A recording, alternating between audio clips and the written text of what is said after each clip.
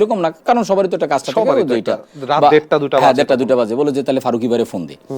তো আমি ফারুকি ভাইকে ফোন না দিয়ে, কারণ আমাদের তো একমাত্র শেল্টার ফারুকি ভাই, আমি ফোন দিলে হচ্ছে আনিসুল হককে, কারণ এই ধরনের ক্ষেত্রে এই ধরনের ঘটনা ঘটলে সরোর ফারুকিকেও দেখলাম, আনিসুল হককে কল দিতে। আচ্ছা, তা আমি বললাম মিঠুন ভাই এত রাতে ফোন দিছি, ফোন দেখেই মিঠুন ভাই ধরছে এবং বলছে কে পুলিশে ধরছে, মানে আমরা যেহেতু একটু হালকা পাতলা একটু দুষ্টামি টুষ্টামি করতাম রাতের বেলা, বুঝতে পেরেছি। তো পুলিশ টুলিশ ধরতো, ওইটা আমাদেরকেও ধরছে। তো দু একবার মিঠুন ভাই এগুলো ছাড়াইছেও। আমি বললাম মিঠুন ভাই এই অবস্থা, সর্বনাশ। তো এখানে যাওয়ার পরে আমি গেলাম মান্নান ভাইয়ের সামনে, মান্নান ভাইকে বললাম, মান্নান ভাই কোনো অসুবিধা নেই, আমার আনিসুল হকের সাথে কথা হয়েছে, উনি যে বলে দিচ্ছে উদয় হাকিম আসতেছে, চ্যানেলের সাংবাদিক, উনি আশেপাশে আছে, কোনো ব্যাপার না, এটা চলে আসবে। এটা উনি বলতে আনিসুল হক এখানে কোত্থেকে আসলো? আমি বলেছিলাম না এটা ষড়যন্ত্র।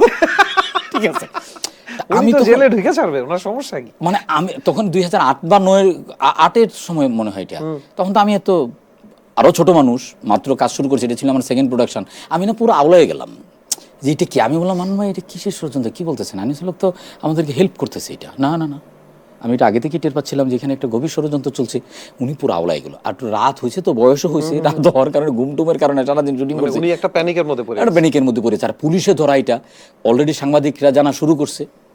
যাই হোক, বাই দিস টাইম উদয় হাকিম আসলো, উদয় হাকিম এসে পুরোটা জিনিস ব্যাখ্যা ট্যাখ্যা করলো, ওনার মেয়েও চলে আসলো, ওনার ওয়াইফ আসছিল কিনা আমি ভুলে গেছি, একটা বাজে সিচুয়েশন হলো এবং ফাইনালি আমরা ওইখান থেকে রেস্কিউ করলাম। এবং এরপরে এইটা নিয়ে আনিসুল হক অনেক লেখা লিখলেন, অনেক লেখা লিখলেন মজার মজার, যে এরকম এরকম ঘটনা ঘটে আর কি, হ্যাঁ পত্রিকায় মজার ঘটনা ঘটে আর কি। সো এইটা ছিল আমার জন্য এই পর্যন্ত আমার সবচেয়ে মেমোরেবল ঘটনা আর কি। তারপরের মজার ঘটনা উনি আর শুটিং করবে না, এই কারণে এর 1 মাস পরে পুলিশ পাহারা দেয়া বাকি লিঙ্কস যে সিনগুলো আমার শুটিং করতে হলো।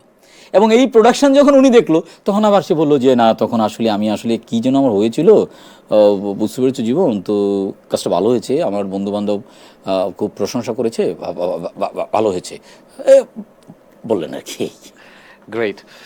তো জীবন ভাই অনেক অনেক গল্প করেছি, আরো অনেক কিছু জানার বাকি আছে, কিন্তু সব তো আর আসলে একা আড্ডায় হবে না। কিন্তু মানে কিছু প্রশ্ন থেকেই যায় যেগুলো করতে ইচ্ছা করে, যেগুলো করার মানে পাবলিক হয়তো বা জানতে চায়, বা আমাদের ইচ্ছা করে আপনার ভিতর থেকে জানতে।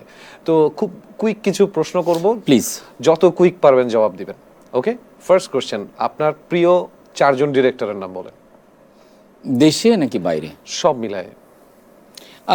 যেমন আমার ইন্ডিয়াতে আমার রাজকুমার হিরানিকে ভাল লাগে, নট অনলি হিজ মেকিং, এটা হচ্ছে যে মানে ফিলোসফিক্যাল জায়গাটা এটা ভাল লাগে, মেসেজ যেটা দিচ্ছেন উনি ওটা সহ। হ্যাঁ, চার্লি চ্যাপলিন ভাল লাগে, আর ওই আমাদের কোয়েন্টিন